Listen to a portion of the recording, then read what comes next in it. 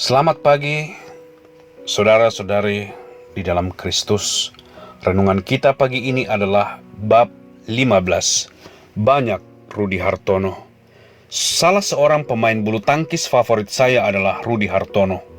Ia adalah seorang pemain badminton hebat yang memenangkan banyak medali dan piala dunia untuk Indonesia. Rudi Hartono memiliki DNA dari Tuhan untuk menjadi juara dunia. Tetapi Rudi Hartono juga berlatih keras untuk itu.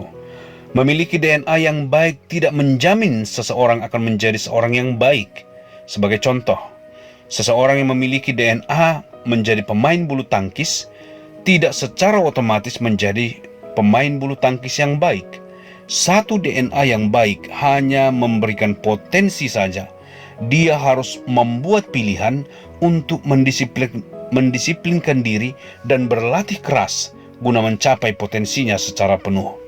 Saya percaya bahwa Indonesia secara potensi memiliki banyak pemain bulu tangkis kelas dunia, tetapi sebagian besar yang berpotensi ini tidak tahu akan potensinya atau tidak mendisiplin diri untuk mengoptimalkan potensi mereka. Demikian pula seorang Kristen yang dilahirkan kembali memiliki DNA Kristus untuk menjadi seperti Kristus. Dengan kata lain, setiap orang Kristen yang dilahirkan kembali memiliki potensi untuk menjadi seorang Kristen yang baik kelas dunia. Namun, sebagian besar tidak tahu potensi mereka. Bagi mereka yang tahu, kebanyakan tidak memilih untuk mengoptimalkan potensi itu. Allah mengajarkan kebenaran kepada kita. Allah juga memberi perintah agar kita mentaati kebenarannya. Namun Allah tidak memaksa kita untuk mematuhi perintah-perintahnya. Jika ada paksaan, maka kita akan menjadi robot Allah. Ketaatan kita akhirnya bukanlah karena kita mengasihi Dia. Allah memerintahkan agar semua orang Kristen mengerjakan keselamatan mereka. Dalam Filipi pasal 1 ayat 12. Banyak yang salah paham terhadap ayat ini. Mereka mengartikan bahwa kita harus bekerja untuk keselamatan kita. Hal ini tidak mungkin karena tidak ada seorang pun yang dapat bekerja untuk keselamatannya, karena semua orang telah berbuat dosa dan telah kehilangan kemuliaan Allah. Selain itu, jika kita ternyata dapat memperoleh keselamatan dengan bekerja, maka Allah tidak perlu memberikan anaknya yang tunggal. Yesuslah yang sudah mati di kayu salib untuk membayar hutang dosa kita, dan di kayu salib itu Yesus mengatakan, sudah selesai atau lunas. Pekerjaan keselamatan sudah selesai, sudah dikerjakan oleh Yesus di kayu salib. Dosa sudah lunas dibayar.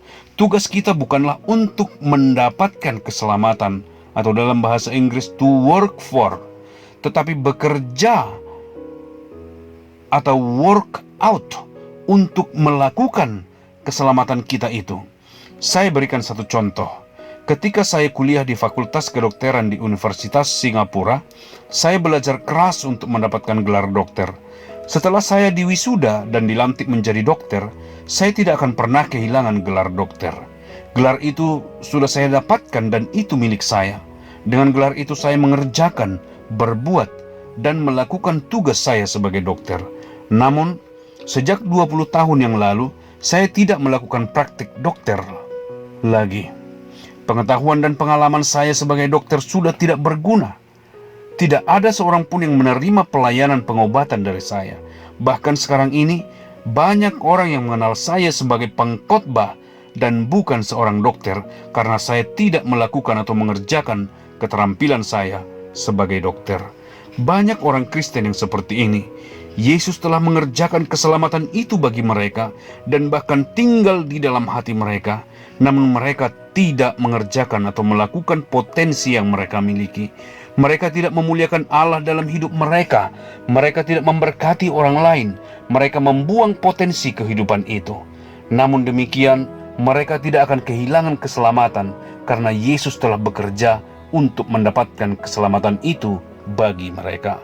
Betapa menyedihkan nanti ketika kita tiba di surga, ternyata kita sesungguhnya dapat menjadi seorang Rudi Hartono kelas dunia secara rohani.